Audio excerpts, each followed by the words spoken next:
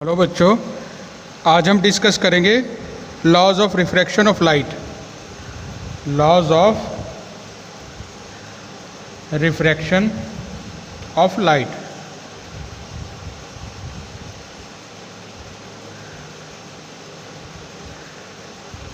There are three laws of refraction. Three laws. We will discuss these laws one by one. सबसे पहले law 1. This law states that whenever light goes from one medium to another, the frequency of light does not change. However, the velocity of light and wavelength of light changes. Whenever light goes from one medium to other, the frequency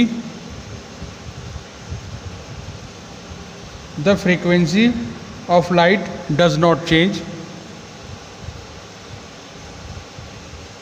Frequency of light does not change. Frequency of light does not change. However, the velocity of light and the wavelength of light changes. However,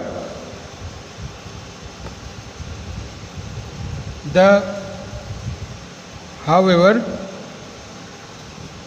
velocity and wavelength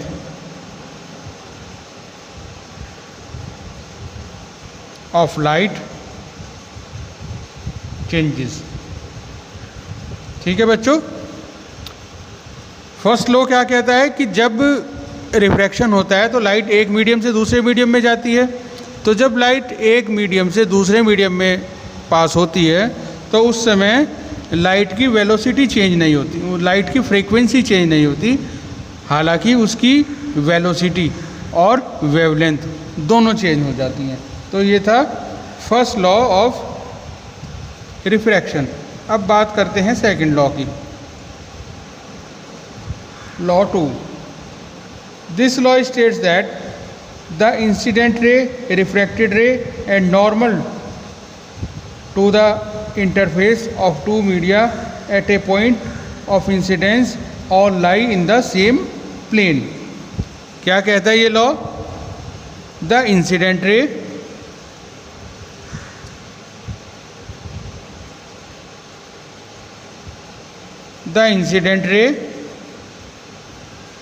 दूसरी रे कौन सी होती है? Refracted रे।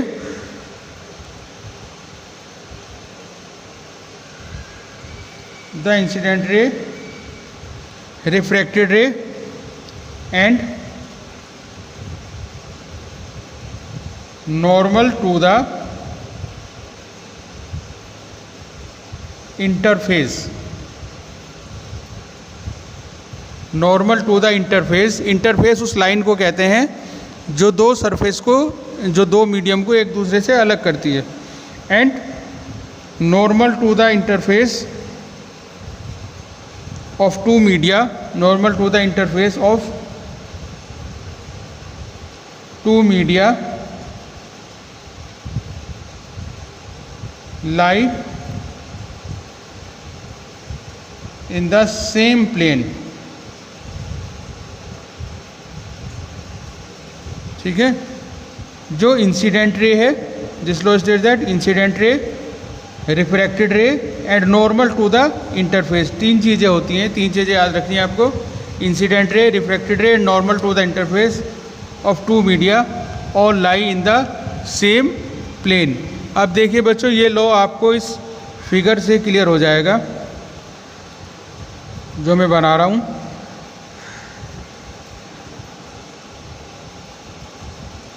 ये जो मैंने बनाई है, इंटरफेस है, इंटरफेस एक्स वाई। ये इधर एक मीडियम है, मीडियम 1, और ये इधर दूसरा मीडियम है, मीडियम 2। यहाँ हम इस पॉइंट पर नॉर्मल टू द इंटरफेस बना लेते हैं। यह है हमारा एन डैश, ठीक है। इंसिडेंट रे आती है, इंसिडेंट रे इंसिडेंट होती है नॉर्मल से एंगल आई बनाते हुए, ठीक है। और फिर ये ऐसे दूसरे मीडियम में रिफ्रैक्ट होकर ऐसे चली जाती है नॉर्मल से आर एंगल बनाते हुए।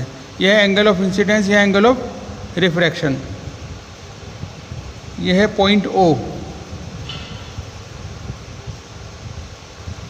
अब देखिए अकॉर्डिंग दिस लॉ 3 चीज़ें हैं यहाँ पर। ये तो interface X Y interface, incident ray A ओ और इंसिडेंट रे ए ओ और रिफ्रैक्टेड रे ओ बी, और normal to the surface, normal है एन ओ एन डैश।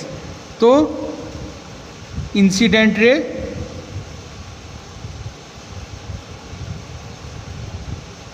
कौन सी है? Incident ray A O. Refracted रे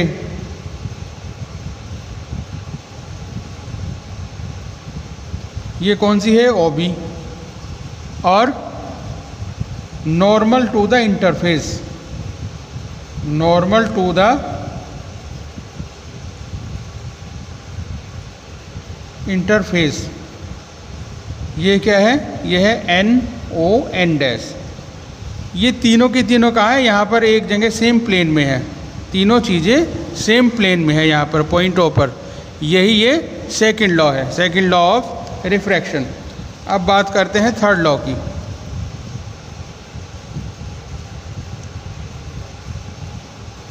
this law states that the product of refractive index, the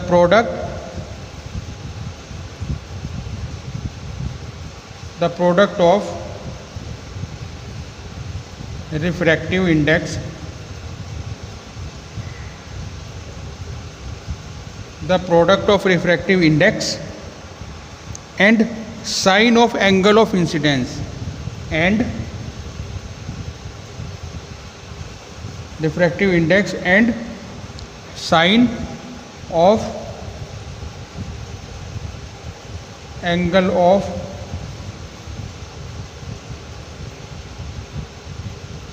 sine of angle of incidence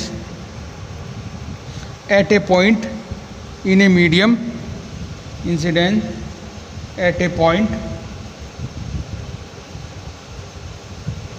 in a medium, at a point in a medium is constant। क्या law है ये? मैं और थोड़ा सा आपको explain कर देता हूँ।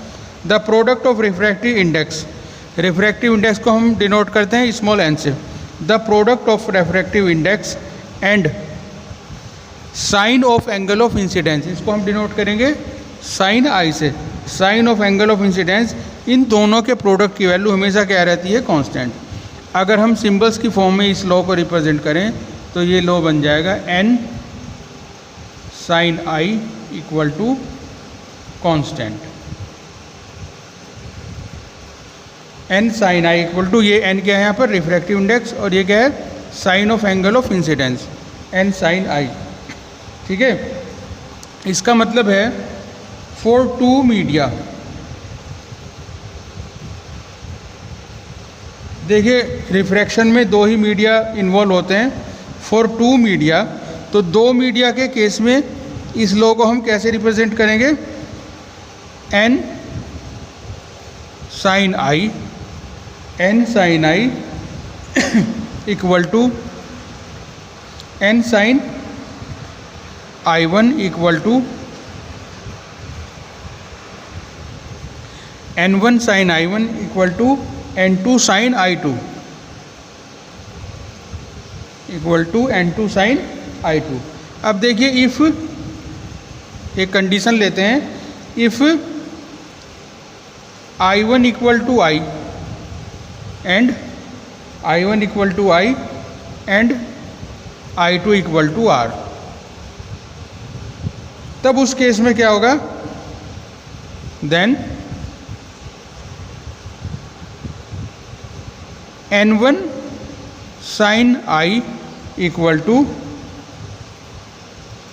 N2 sine R। थोड़ा सा रीअरेंज करेंगे इस इक्वेशन को, तो ये इक्वेशन क्या बन जाएगी, sine I upon sine R equal to N2 upon N1, और इसको हम ऐसे रिप्रेजेंट करते हैं 1N2। ठीक है बच्चों, तो ये इक्वेशन बन गई जो थर्ड लॉ है रिफ्रैक्शन का, उसके लिए। अब इस लॉ को हम थोड़ा सा और एक्सपेंड करते हैं। क्या है इस एक्सप्रेशन का मतलब, क्या है, that is the ratio of sine of angle of incidence to the sine of angle of incidence, sine of angle of refraction is constant. The ratio of sine of angle of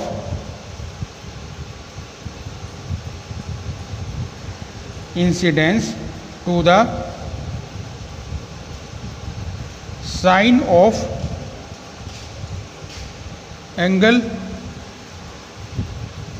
sine of angle of, sine of angle of refraction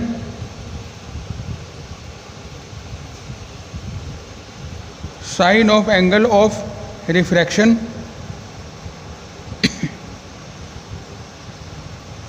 is constant.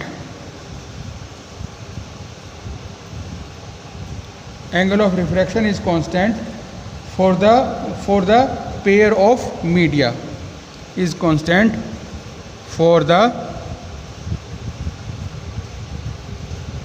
pair of media in contact. For the pair of media in contact, this constant value is written as 1 and 2. This constant value is written as